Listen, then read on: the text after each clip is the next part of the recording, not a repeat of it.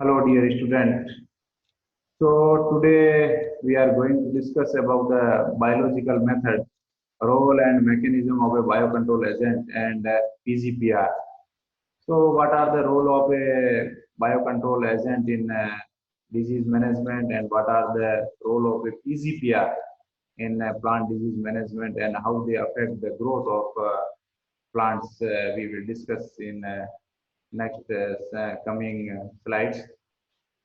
So, coming that the all we know, the present agriculture is totally based on the use of a chemical in the form of fertilizer and in form of a pesticide for boosting of a growth and production and productivity of a crop. And of course, we achieve by this use of a chemical as a fertilizer and as a pesticide.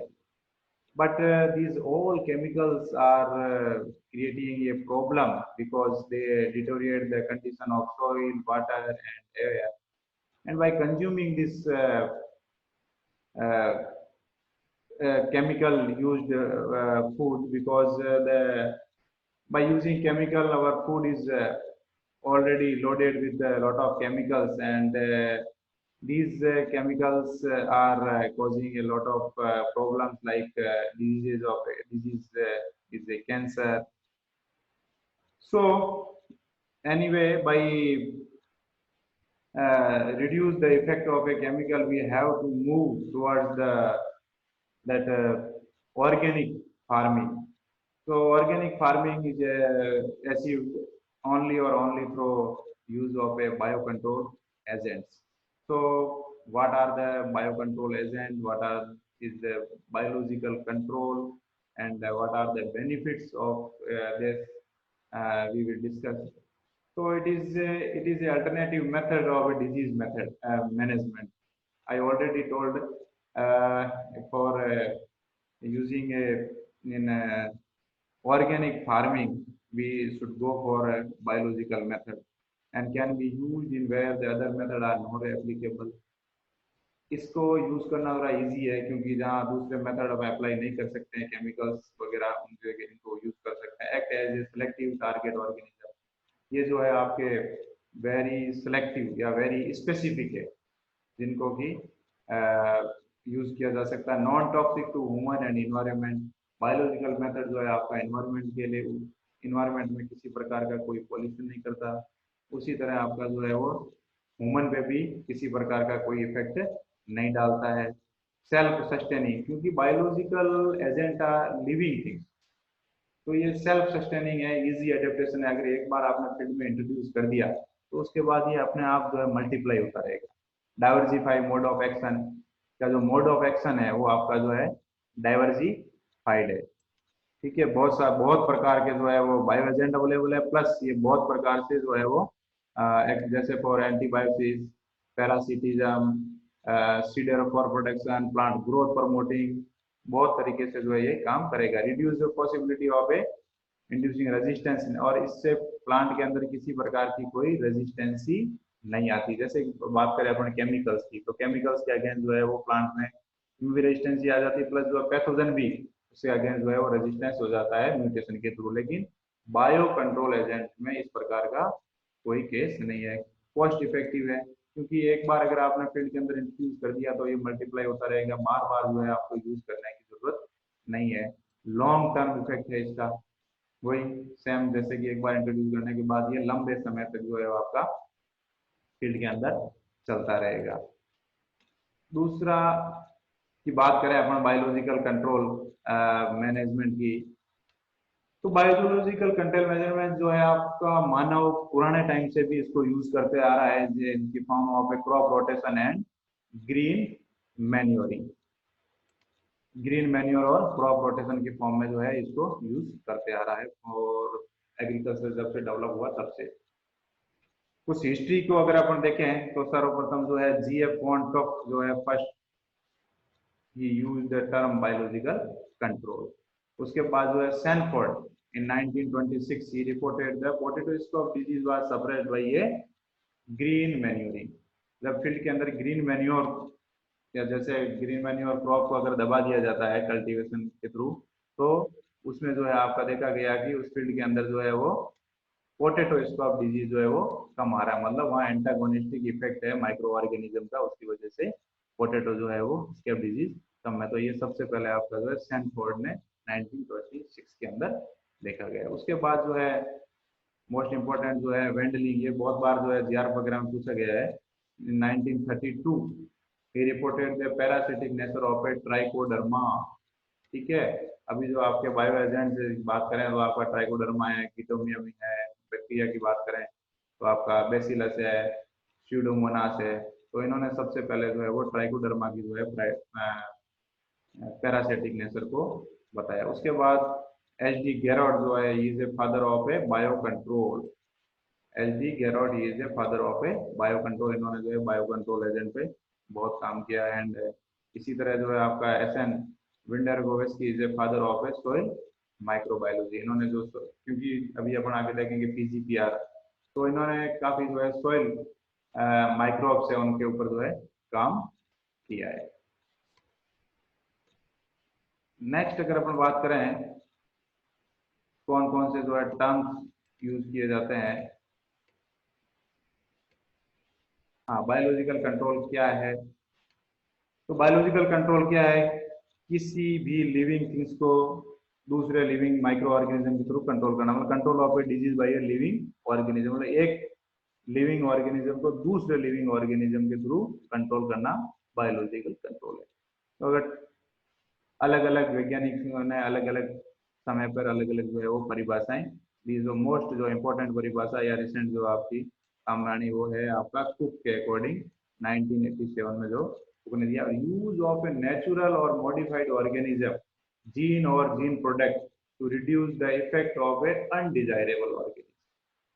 मतलब या तो microorganism जो naturally available है या उसमें genetically modified organism को इस प्रकार से यूज करना जो कि अनडिजायरेबल ऑर्गेनिज्म की ग्रोथ को इनिबिट करे, एंड डिजायरेबल या जो फेवर जो डिजायरेबल या अदरवाइज अपन कह सकते हैं उसको बेनिफिशियल जो भी माइक्रो ऑर्गेनिज्म है या प्लांट है या ट्री है या एनिमल है उनकी ग्रोथ को प्रमोट करे, वो आपका जो है इसको अपन कहेंगे बायोलॉजिकल कंट्रोल। इसी तरह कुक जो है 1974 के अंदर इन्होंने एक बुक भी लिखा, कुक एंड जो है बेकर ने biological control of A plant pathogen. इस बुक के अंदर जो इन्होंने पूरा जो है mechanism and bio control agent के बारे में अच्छे से जो है वो बताया गया है। नेक्स्ट अगर अपन देखें एक अच्छे biocontrol, good biocontrol agent के क्या क्या करेक्टर होना चाहिए। तो it should be broad spectrum, उसका जो है स्पेक्ट्रम मतलब एक्टिविटीज जो है बहुत सारे डिजीज को वो कंट्रोल करना चाहिए। नॉन पैथोजेनिक होना चाहिए, ह्यूमन बींग्स के लिए किसी प्रकार का प्रॉब्लम या डिजीज कॉज नहीं करना चाहिए। Provide control for a extended period, लंबे समय तक जो है वो डिजीज कंट्रोल में हेल्प करना चाहिए। Potential for establishment of a recycling, easily जो है वो रिसाइक्लेबल होना चाहिए। High degree of a vast specificity, cost के प्रति हाईली जो है वो स्पेसिफिक होना चाहिए। जेनेटिकली स्टेबल हो, लॉन्ग सेल्फ लाइफ हो, and it should be efficacious या efficient under the variable climatic condition, compatible with the fertiliser और अदर जो है केमिकल्स, जो एग्रोकेमिकल्स अपन यूज कर रहे हैं उनके साथ। नो टॉक्सिसिटी बेनिफिट, किसी प्रकार के बेनिफिशियल ऑर्गेनिज्म माइक्रो ऑर्गेनिज्म को नुकसान नहीं पहुंचाना चाहिए। फास्ट ग्रोथ रहनी चाहिए उसकी, biological competitive with the other microorganism also, it should be biologically compatible with the other microorganism। and amendment for a in excessive mass multi easy जो है mass multiplication जो है उसका easily किया जाने से, और इकोनॉमिकली वाइबल भी रहे, इजीली जो है फॉर्मुलेशन किया जा सकता हो। तो इस प्रकार के कैरेक्टर्स अगर रहेंगे तो वो आपका इजी या गुड बायो कंट्रोल एजेंट है। नेक्स्ट अगर अपन बात करें मैकेनिज्म, बायो कंट्रोल एजेंट्स या बायो कंट्रोल कैसे किया जाता है, क्या क्या मैकेनिज्म्स रहते हैं। तो इसमें दो प्रकार के मैकेनिज्म, एक तो आपका डायरेक्ट, मतलब बायो एजेंट जो है वो डायरेक्टली जो है वो पैथोजन को किल करता हो थ्रू पैरासिटिज्म या कॉम्पिटिशन या एंटीबायोसिस के थ्रू, और इनडायरेक्टली मतलब it can promote the plant growth, otherwise it can increase the resistance of a plant, so that is through cross protection, induce resistance और ग्रोथ प्रमोटिंग एजेंट के through. तो इसमें first जो है आपका पैरासिटिज्म। पैरासिटिज्म मतलब direct utilization of a pathogen resources as a nutrient. ठीक है, पैथोजन को डायरेक्ट किल करना, उसको डायरेक्ट जो है उसकी ग्रोथ को अफेक्ट करना। तो पैरासिटिज्म में आप कह सकते हैं एक फंगस अगर दूसरे फंगस के ऊपर पैरासाइट है तो उसको अपन जो है वो माइक्रो पैरासाइटिज्म या फिर हाइपर पैरासाइट, मतलब एक माइक्रो ऑर्गेनिज्म दूसरे माइक्रो ऑर्गेनिज्म पे अगर पैरासाइट है तो उसको कहेंगे अपन हाइपर पैरासिटिज्म।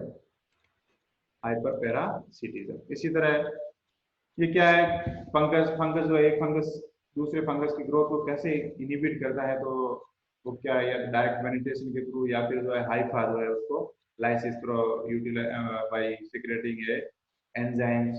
ठीक है, तो हाइपर पैरासाइट मतलब हाइपर पैरासाइट जो है आपका बायो कंट्रोल एजेंट या बायो कंट्रोलिंग फंगई हो गया, और हाइपो पैरासाइट मतलब जो दब रहा है फंगस वो आपका हो गया पैथोजेनिक फंगस। एग्जाम्पल की बात करें अपन तो ट्राइकोडर्मा विरिडी जो है वो रेजिकोनियस कॉलोनी की ग्रोथ को इनहिबिट करता है। उसी तरह आपका जो है एम्पाइलोमाइसिस जो है वो पाउडरी मिल्ड्यू कॉजिंग पैथोजन की ग्रोथ को इनहिबिट करता है। उसी तरह पिथियम जो है पॉलीगैंड्रम जो है आपका फ्यूजेरियम की ग्रोथ को इनहिबिट करता है, जो सीडलिंग ब्लाइट या रूट रॉट डिजीज प्लांट के अंदर कॉज करता है। सिमिलरली जो नेक्स्ट जो है आपका वो है कैसे क्या मैकेनिज्म रहती है, तो कीमोट्रोपिक ग्रोथ मतलब जब फंगस जो आपका बायो कंट्रोल एजेंट है प्लस जो है वो डिजीज कॉजिंग एजेंट है, दोनों जो है सॉइल के अंदर है या लीफ की सरफेस पे है, तो वो कीमोट्रोपिक मतलब केमिकल सिक्रेशन की वजह से एक दूसरे के पास में आएंगे, है ना। तो उसके बाद क्या करेंगे, रिकॉग्नाइजेशन होगा, उसको जो है बायो कंट्रोल एजेंट जो है वो पैथोजेनिक फंगस को रिकॉग्नाइज करेगा रिसेप्टर के थ्रू। फिर उसके ऊपर जो अटैचमेंट होगा, जैसे मैंने आपको डिजीज साइकिल बताया, फर्स्ट जो है आपका landing of a pathogen, then attachment of a pathogen, then penetration, then recognization, then जो है reproduction, then growth and then symptom development. तो इसी तरह जो इसमें भी आपका जो है वो पहले रिकॉग्नाइजेशन होगा, उसके बाद वो अटैच होगा, और उसके बाद जो है वो पेनिट्रेट करके अलग अलग प्रकार के एंजाइम्स का सिक्रेशन करेगा, जो सेल वॉल डिग्रेडिंग एंजाइम्स है। जैसे अपन बात करें काइटिनेज, क्योंकि फंगस की जो है वो आपका बॉडी जो है वो काइटिनेज काइटिन की बनी होती है, तो काइटिनेज के सिक्रेशन के थ्रू वो सेल वॉल को डिसॉल्व करने की ट्राई करेगा। इसी प्रकार अगर बात करें जिस प्रकार डायग्रामेटिक, अगर डायग्राम में आप देखें तो यहाँ देखिए आपने पहले क्या करेगा, ये जो फंगल हाइफा है ना, उसको जो है वो बायो कंट्रोल एजेंट जो है उसके ऊपर एक कोयल का निर्माण करके उसको अटैचमेंट हो जाएगा। उसके बाद क्या करेगा, वो पेनिट्रेट करेगा। पेनिट्रेशन करने के बाद उसमें जो है वो स्पोरुलेशन करेगा, पूरे जो है फंगल बॉडी के अंदर फैल जाएगा। ठीक है, फैलने के बाद वो क्या करेगा, क्लेमाइडोस्पोर का निर्माण करके उसको जो है या फिर जो है वो जो आपका पैथोजन है उसको जो है बॉडी को पूरा लाइसिस करके ब्रश करके जो है वो तोड़ देगा। ठीक है, तो इस प्रकार से जो है वो ये काम करेगा अलग अलग स्टेप्स के अंदर। नेक्स्ट अगर अपन बात करें कंपटीशन। कंपटीशन कंपटीशन मतलब क्या है आपका, अकस्मात टू और more organism require the same resources. एक ही जगह पर दो ऑर्गेनिज्म, दो या दो से ज्यादा ऑर्गेनिज्म सेम रिसोर्सेज के लिए, जैसे न्यूट्रिशन के लिए या स्पेस के लिए, उनके बीच में कंपटीशन रहेगा। तो इसमें जो है आपका बायो कंट्रोल एजेंट जो है वो बायो पैथोजन को जो है वो न्यूट्रिएंट और जगह के लिए कॉम्पीट करके वहां से रिमूव करने की ट्राई करेगा। ठीक है, और दूसरी ये है कि उसमें क्या है, जैसे सीडेरोफोर का प्रोडक्शन करेगा। तो सीडेरोफोर क्या है कि जो आपका फ्री आयरन है उसको जो है वो बाइंड कर देता है या सिलेट जो रिंग की फॉर्म में लिया था। तो इसमें जो है जैसे अपन बात करें पेनिफोरा गिगेटा है ना, वो जो है आपका हेट्रोबेसिडियम जो है उसकी ग्रोथ को इनहिबिट करता है, जो रूट रॉट करता है। इसी तरह इरविनिया हर्बिकोला और इरविनिया एमाइलोवरा, क्योंकि इरविनिया एमाइलोवरा जो आपका fire flight of Apple disease cause करता है, वो भी लीफ की सरफेस पे रहता है, और इरविनिया हर्बिकोला भी लीफ की सरफेस पे ही रहेगा। तो ये जो है इरविनिया एमाइलोवरा के साथ स्पेस एंड न्यूट्रिएंट के लिए कंपटीशन रहेगा इनके दोनों के बीच।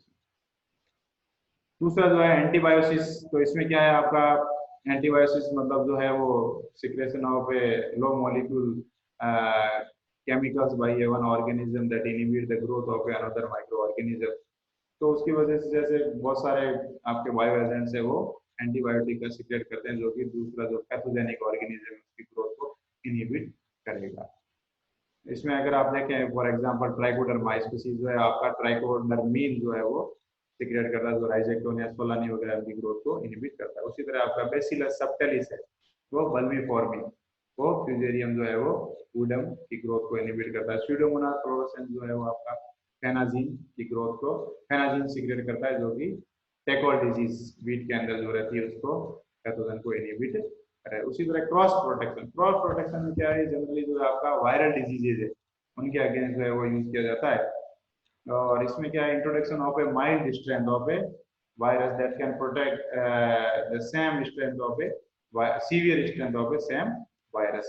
ठीक है, इसमें क्या है एक माइल्ड स्ट्रेंथ जो है वायरस की प्लांट के अंदर इंट्रोड्यूस कर दी जाती है और वो जो है बाद में आपका जब सीवियर स्ट्रेंथ से इन्फेक्शन रहता है तो वो उसमें जो है हेल्प करेगा प्रोटेक्शन में।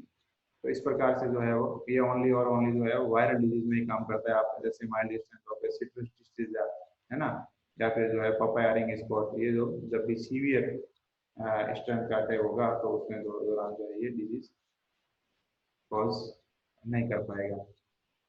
उसी तरह के इंड्यूस रेजिस्टेंस की बात करें कि बहुत सारे जैसे आपके स्यूडोमोनास फ्लोरोसेंस है, ट्राइकोडर्मा हाइजेनियम है, ये प्लांट के अंदर जो है वो सिस्टेमिक जो इंड्यूस रेजिस्टेंस है वो करता है, जिसकी वजह से क्या है प्लांट में जो है एक सीजन के लिए या कुछ वीक के लिए